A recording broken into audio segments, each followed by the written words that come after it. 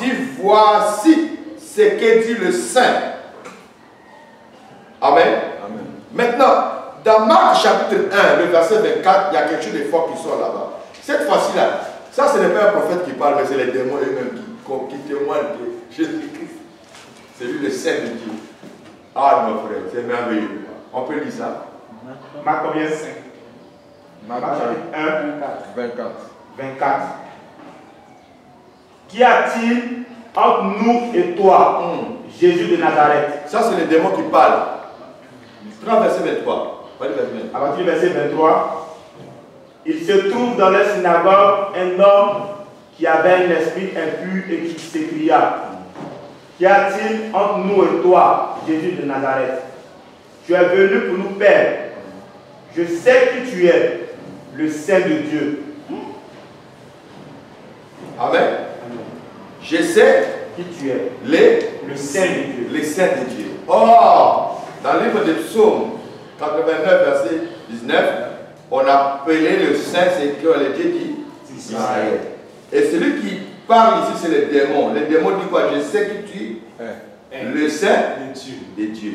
Donc, il confirme que le Saint d'Israël, des psaumes, c'est toi. Les démons savent qui nous sommes. Est-ce que vous comprenez un peu? C'est-à-dire que nous, notre combat, notre ministère est spirituel. Notre sacerdoce est spirituel. Je n'ai pas besoin de tenue extérieure pour écrire ici général. Prendre les tenues des militaires de ce monde pour porter, pour dire que non, je suis devenu soldat et je dois respecter moi. Non, les démons ils savent qui nous sommes. Amen. Parce que un soldat, malgré les armes qu'il peut avoir, frère, il ne peut pas lutter avec les démons. Même les plus petits démons de sa famille, il peut les frapper. Un officier peut être représenté par son enfant dans la société. Si l'enfant est sorti, on dit le général est mort. Ah bon? On s'est posé que non, c'est ton dernier enfant là, c'est son enfant. Dernier là, c'est lui qui l'a bouffé. Général qui a tout, qui dirait toute une armée. Disons qu'il est le chef d'état-major. Vous voyez? Donc la spiritualité est plus élevée que le physique. Il faut être spirituellement fort. Alors voilà comment les démons répondent. Je sais qui tu es. Et c'est la même réponse que les démons ont donnée au seul fils de Séva. Qui êtes-vous? Je sais qui est Paul. Amen. Donc l'autorité de Dieu en nous est spirituelle. Cette autorité-là, c'est ça qui fait que les démons ont peur de nous. Donc les démons eux-mêmes, ils ont confessé que Jésus-Christ est lui le Saint de Dieu. Amen. C'est comme ça, Jean, avant de commencer à livrer le message au pasteur de l'église, il a élevé d'abord le Seigneur. Il a fait sortir son attribut, que c'est lui le Saint de Dieu. Alors, pour finir, nous allons lire encore Jean chapitre 6, 68 à 69.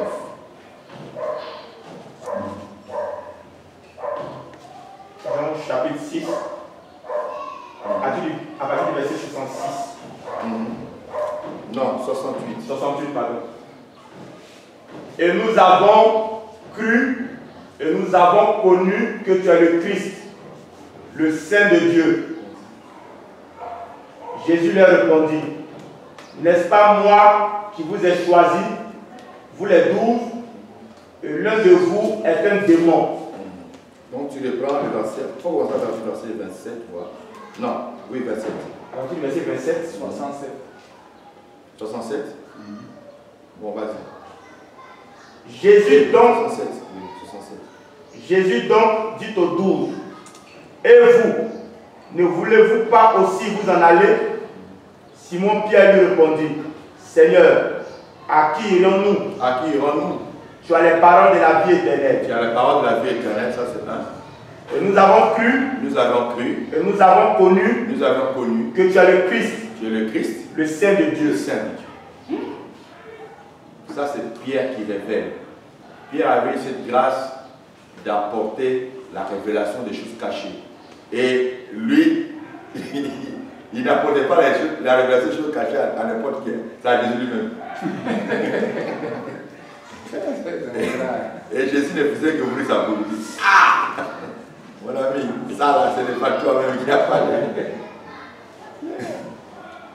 Ça, ce n'est pas la chair et les sangs qui t'ont révélé cela, mais c'est mon Père qui est au ciel. Non.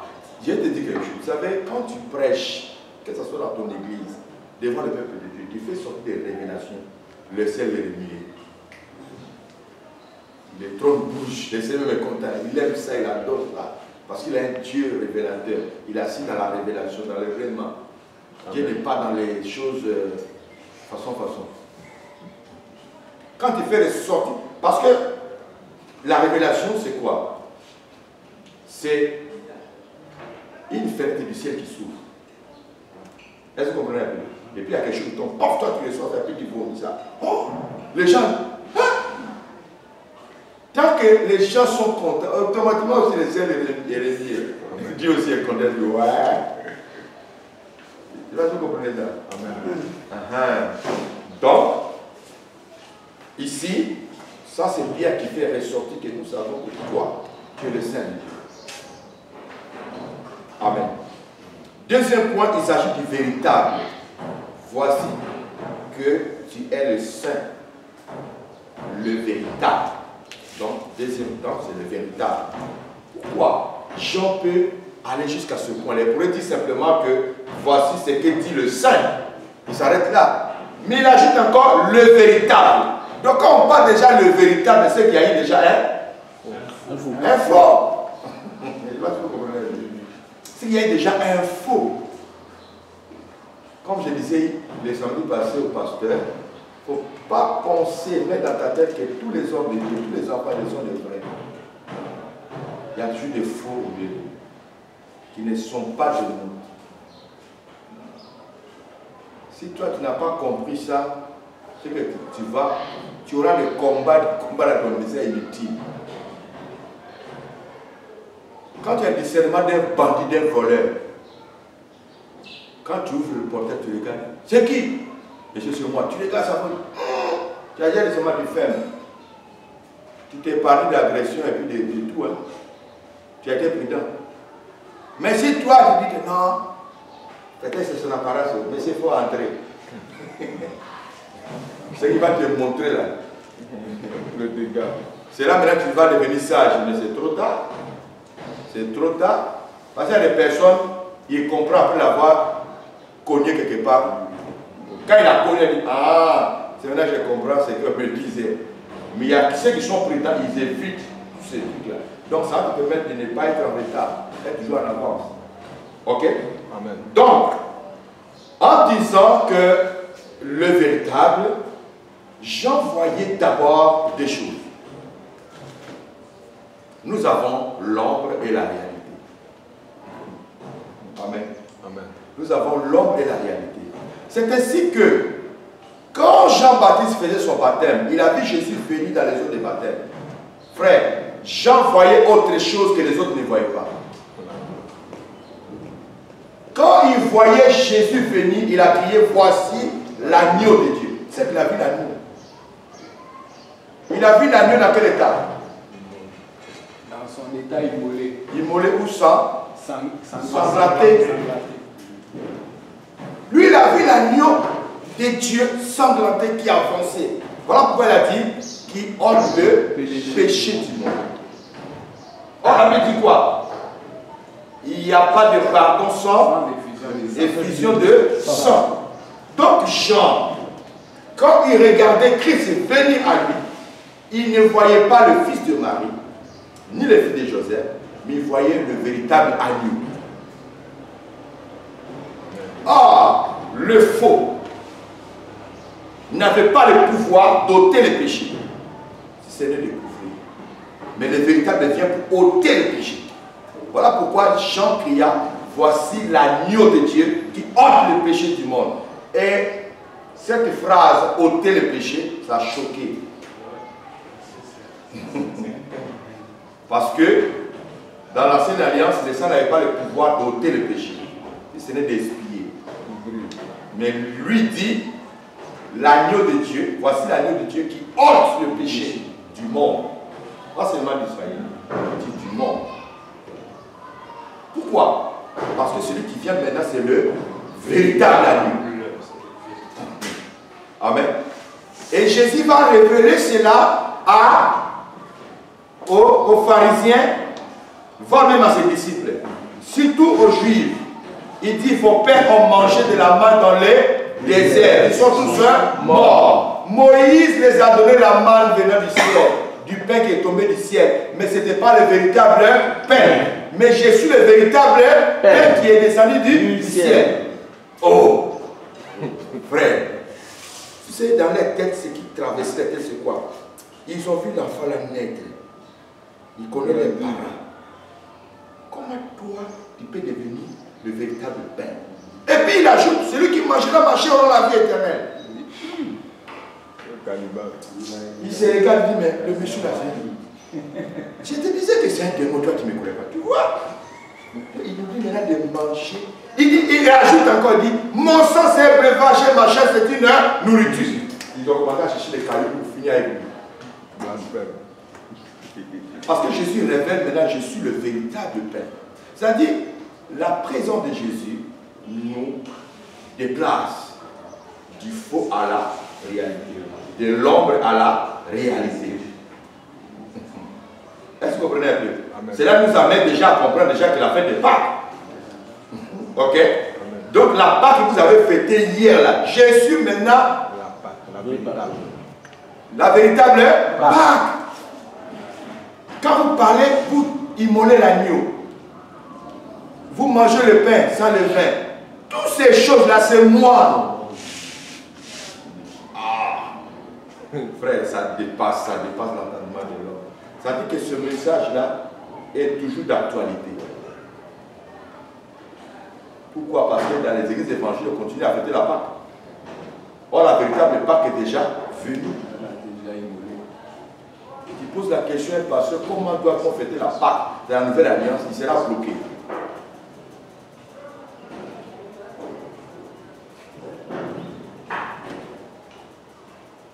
J'ai partagé avec l'un de mes fils à la commission.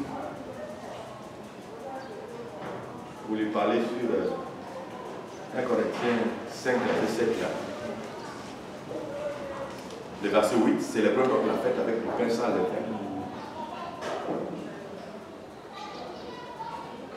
Et le verset ajoute, non avec du levain de malice et de méchanceté, mais avec du pain, pardon, avec le pain de pureté, de vérité. Donc lui dit, mais ils ont dit, c'est célébrer la fête avec du pain. Donc on doit célébrer la fête, mais il faut lire. Où doit-on trouver le pain de vérité et de pureté? On va s'en dire. Quand j'ai touché seulement le pain de pureté et de vérité, il dit, attends un peu. Là, on nous interdit de ne pas célébrer la fête avec du pain de malice ni de méchanceté. Pain de malice et de méchanceté, on trouve ça où? J'ai dit, mon petit est bloqué. Lui-même, il commence à crier. C'est maintenant que je comprends. Moi, ce n'est pas le pain. C'est le caractère de l'homme. Ce verset nous amène à une nouvelle vie. On ne doit pas trouver la vie de méchanceté à nous. C'est-à-dire la Pâque ne se fait pas, mais ça c'est vie. Et dit, papa, que Dieu te bénisse. C'est vrai que j'ai compris ce verset. C'est ainsi que Jésus parle ici. Jean présente Christ à l'église de Philadelphie, le véritable. Voici le véritable. Donc la suite, là, comprenez la suite. Vous-même ajoutez dans le véritable, là, ce qui est vrai. Quelqu'un comprend? Amen. Est-ce que tu comprends ce que je dis? Amen. Regardez. Je vais vous montrer quelque chose. Nous avons ici le tabernacle de Moïse. Ok? Là, nous avons ce qu'on appelle le parvis. Ici, c'est le lieu saint. Ici, c'est le lieu très saint. Dans le parvis, nous avons deux éléments importants. Nous avons l'autel de sacrifice et l'équipe d'aide. Amen. Maintenant, ici, toute la partie ce que nous voyons maintenant, c'est-à-dire en dehors du tabernacle, c'est ce qu'on appelle les camps. Ici. Maintenant, quand la manne tombait, ici. Tout le monde ramassait la manne. Mais cette manne qui tombait était divisée en 3 parties. C'est-à-dire qu'il y avait 3 types de personnes différentes qui mangeaient la manne qui tombait. Mais cette manne changeait de proportion, ou alors je peux dire de qualité, par rapport à leur emplacement. C'est-à-dire quoi? La manne qui tombait ici, il y a une partie qui était réservée seulement pour tous ceux qui étaient dans les camps. Tous ceux qui étaient dans les camps, ils étaient hors de la tribu de Lévi. C'est-à-dire que on prend la tribu de Siméon, Ruben, Juda, tous les restes. Et ils sont, parce qu'ici, il y avait 4 bannières. Voilà. Il y avait 4 bannières. Lévi, ils étaient ici, à l'entrée. Vous entendez parler de bannières, ce sont des camps. Quand nous allons parler sur les 4 êtres vivants, on reviendra sur cette étude-là. Donc, il y avait la bannière de 4 bannières. Dans chaque bannière, il y avait 3 tribus. 3 tribus. Amen. Amen. Si on fait 3 fois 4, ça donne combien? 12. Donc, c'était là pour protéger les tabernacles. Au milieu ici, il y avait les tribus de Lévi. C'est ici, il y avait Aaron, Moïse et autres. Maintenant, quand la manne tombait, il y avait une partie de la manne qui était là, sur la table ici réservée. On appelait le pain de révolution. Lui était réservé seulement pour les sacrificateurs. Maintenant, il y a une partie qui venait là, dans l'arche d'alliance. Pour les souverains. Dans l'arche d'alliance. Regardez ici. C'est cette partie qu'on regardait ici, là, comment on faisait. On ouvre l'arche d'alliance. L'arche d'alliance était toujours fermée par une couverture qu'on appelait le propitiatoire. Voilà. Il y avait des chérubins là, avec les ailes. Voilà. Et sur le milieu, si on mettait du sang.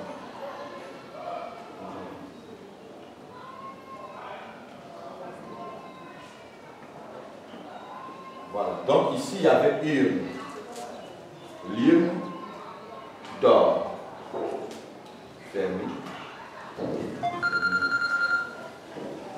Ok. À l'intérieur, on mettait ici la manne. C'est ça qui est là, dans le lieu précis. Et la manne ici était réservée pour les souverains sacrificateurs. Vous voyez la répartition? 1, 2, 3. Tout le monde avait droit à ça. Ici, ce n'est pas tout le monde qui avait droit, c'était le sacrificateur. Ici, les souverains sacrificateurs seuls. Donc, là, on appelait ça la manne cachée. Regardez un peu. On prend la manne, on ouvre le propitiatoire. On prend l'huile, on ouvre l'huile. On dépose la manne, on ferme l'huile, on ferme le propitiatoire. Voilà, peut-être qu'on va se protéger. Amen. Amen. Je vais vous amener à comprendre une chose. Quand Jésus-Christ prêchait la parole de Dieu, il avait en face de lui 3 différentes sortes de peuples.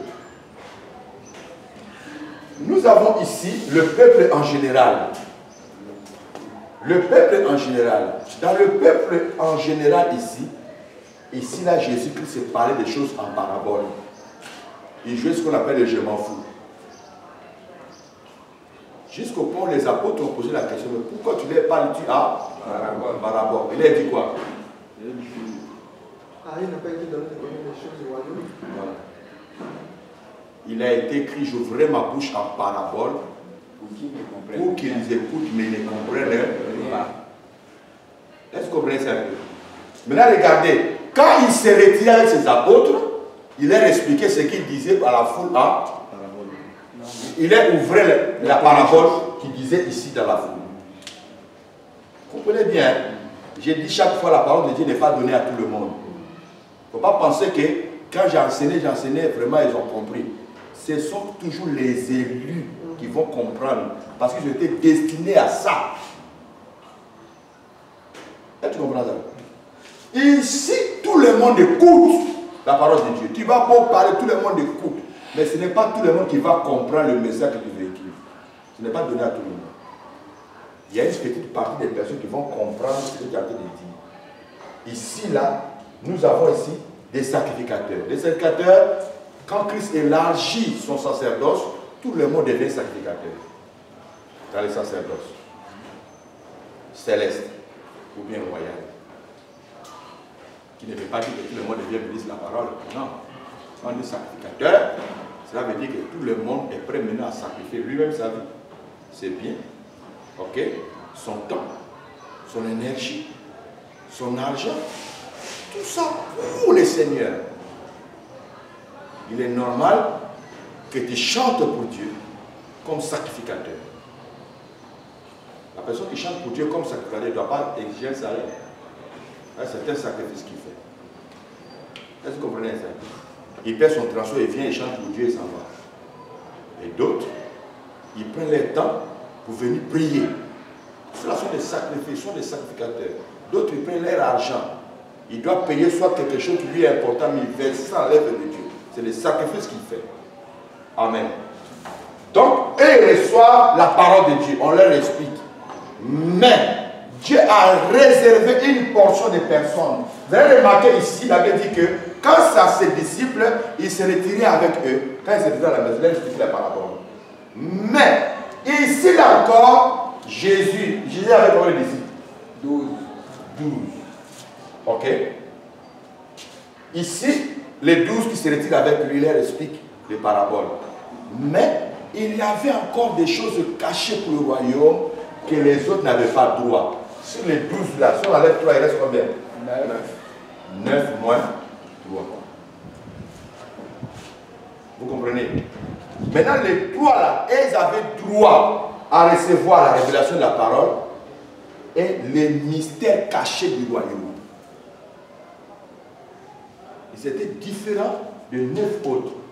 Ce qui fait que quand Christ se retire à la montagne, là nous sommes dans Matthieu chapitre 17, la montagne de la transfiguration, il n'a pas pris tous les 12, ni les 9, il a pris les 3.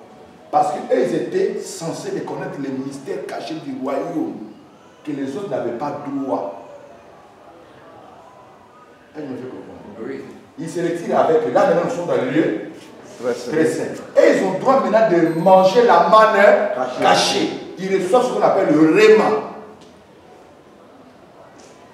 Christ se retire avec eux sur la montagne, il se révèle à eux que je suis les ailes du soleil. On a étudié ça. Je suis les ailes du soleil. Il se révèle à eux encore Moïse qui représente la loi, Élie qui représente le prophète. Il est venu accomplir la loi et le prophète. C'est lui maintenant qui est là. C'est-à-dire Christ, il incarne la loi et les prophètes. C'est ainsi que la voix se fit entendre. Celui-ci est mon fils bien-aimé. Maintenant, écoutez-le. C'est lui maintenant qu'on doit écouter.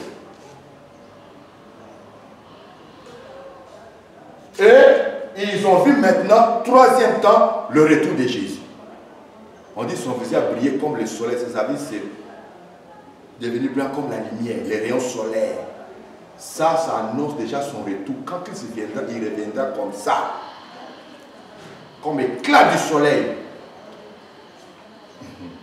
Et ses pieds vont fouler sur le mont des Oliviers. C'est comme ça qu'il les a conduits là-bas. Donc ils ont goûté en avance le retour glorieux du Christ. Ici. C'est les trois-là qui ont vécu ça.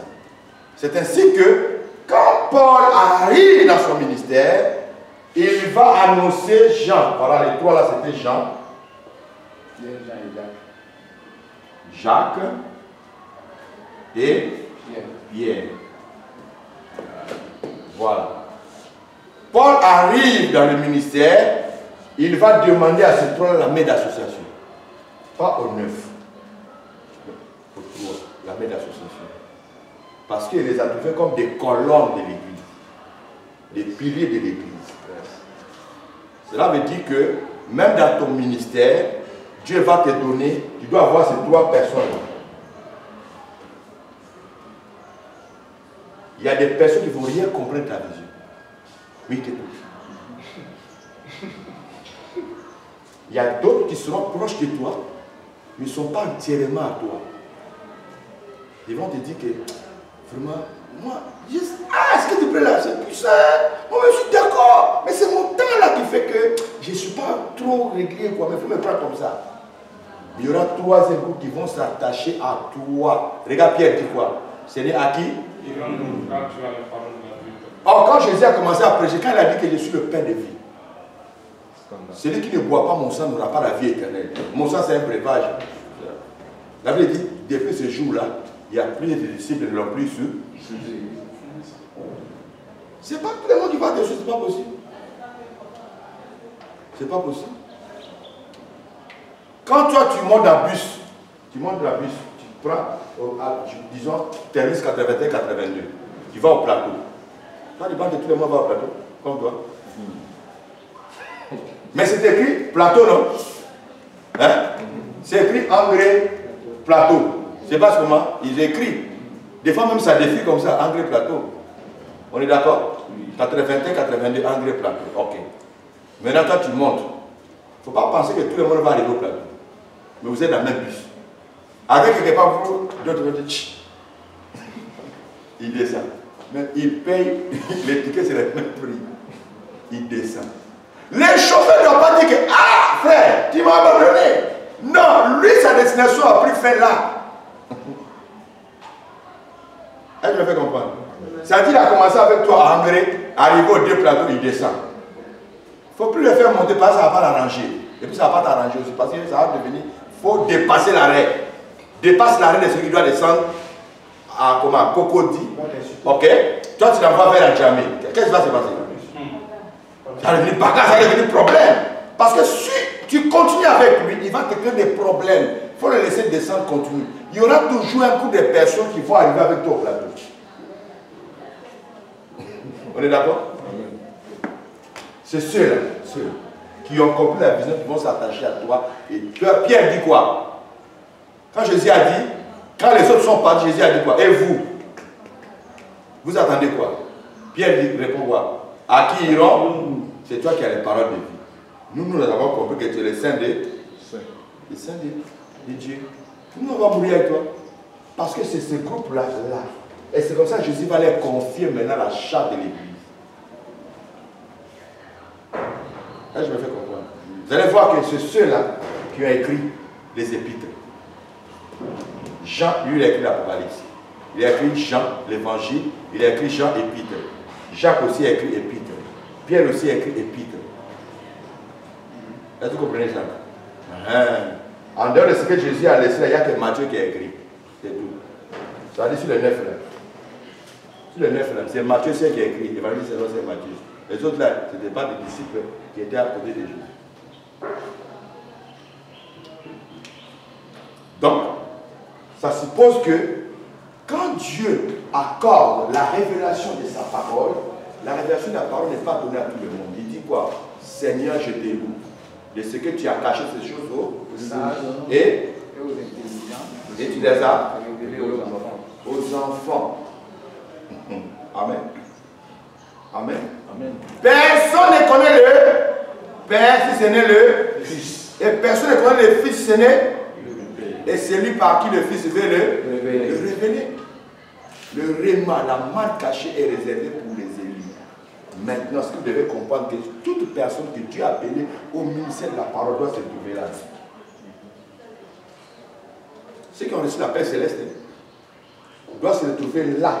Parce que Dieu doit se révéler à eux pour qu'ils apportent le message au peuple. Amen. Ce n'est pas les longs études jusqu'à l'essence professionnelle en théologie qui va faire de toi, qui va devenir le réma. Non. Tu auras la connaissance. Mais ici, là, regardez, le lieu très saint était hermétiquement fermé. La lumière extérieure était interdite d'entrer. Même le chandelier qui éclairait là, dans le lieu saint, sa lumière n'avait pas droit d'éclairer ici. Vous voyez un peu comment c'est fermé? En haut, c'est couvert de peau. Mais les choses d'ici étaient en connexion avec le trône. Pourquoi? Parce que l'Arche de l'Alliance, d'abord, lui-même représente le trône. Ça se plaint. Deux, ces lieux-là n'étaient pas éclairés par lumière de l'extérieur, ni par un chandelier, mais ici, c'était éclairé que par la gloire de Dieu. C'est-à-dire, quand les souverains se venaient travailler, les lieux étaient éclairés. Mais d'où venait la lumière? C'est le ciel qui est éclairé. Le lieu très sacré. Cela veut dire que tous ceux qui sont ici doivent être en connexion avec le trône. Amen. Moi déjà à 25 ans, je m'envoie en mission au Cameroun. Or, quand j'étais encore petit, on a reçu un missionnaire camerounais, le vieux Obaker, il est déjà décédé. Il a fait la parole de Dieu. Ouais. Camerounais. Le jour où j'ai parti là-bas, c'est venu à mon esprit, mais tu vas aller dire quoi Camerounais? C'est là qu'ils sont assis. Hein?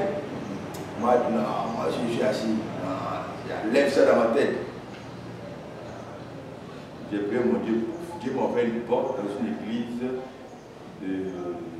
Comment on appelle l'église?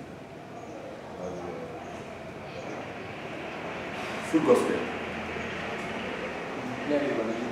Plein évangile. Tendance évangélique, hein, c'est pas plein d'évangile des hommes d'affaires. Alors, le pasteur là, quand il m'a vu qu'un petit jeune, dans son église, il n'y a que des vieux qui prêchent là-bas. Donc quand on présente pasteur, à la barbe ici, voilà un vieux monsieur, pasteur, tout le monde est vieux. Moi jeune, et puis je suis homme de Dieu. Oh, donc quand il me regarde, il ne croit pas. J'ai prié dimanche là-bas, il m'a sous-estimé. Le dimanche qui a suivi, il m'a présenté dans l'église, il dit voilà, ce frère-là, lui il dit qu'il est homme de Dieu.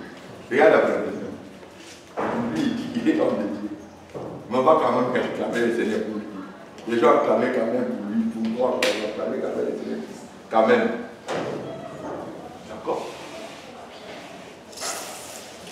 Il m'a donné la place. Il m'a donné le logement. J'ai tapé une semaine sans prendre la parole de l'église. Je suis allé le voir.